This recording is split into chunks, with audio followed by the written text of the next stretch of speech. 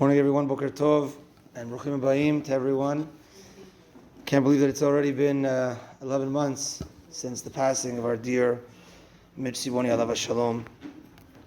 Every day we mention Halachot, so the Halachot today will be Lilu Nishmato, Lilu Nishmat Michael Yaakov Ben Chaim.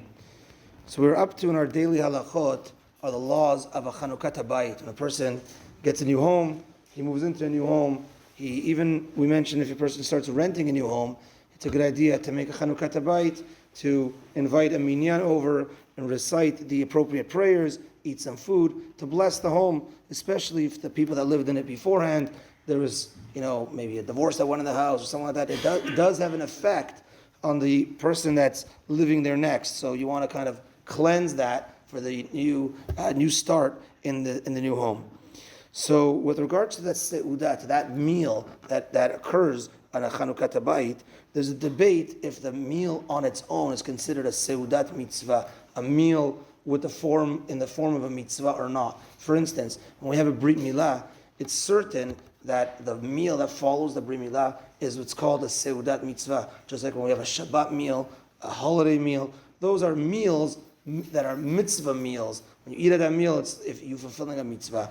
So Hanukat HaBayit, are you fulfilling a mitzvah or not? There's a debate about it.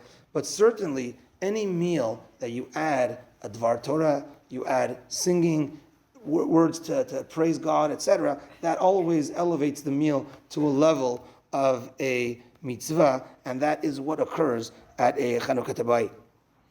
And therefore, because it's an elevated meal, one should not do a Hanukat HaBayit on Shabbat, because Shabbat meal already on its own is on the level of a mitzvah, but a Hanukat HaBayit, we want to take a regular meal, a weekday meal, and elevate that to the level of a mitzvah meal. So it's ideally not to do it on Shabbat.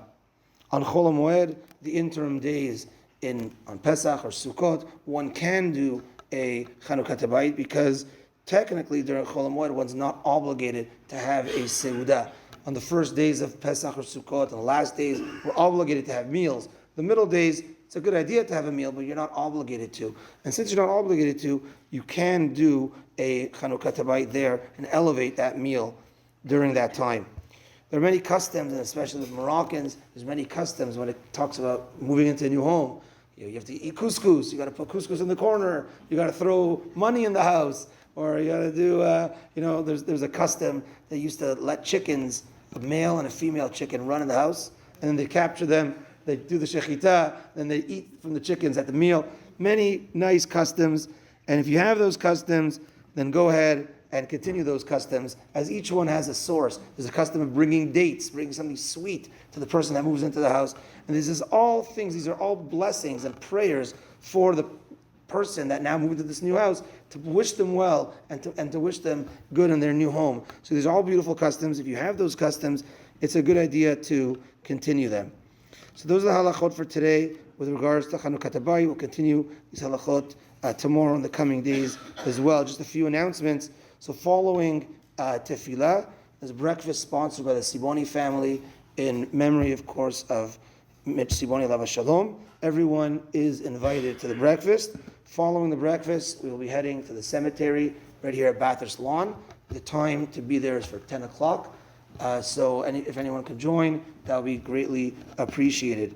Mincha tonight is at 7:15 here, and there is a 7:15 minyan as well at the Kehila Center for the 11 months of our dear Mitch Siboni Alav Shalom. Have a good day, everyone, and Shavua Tov.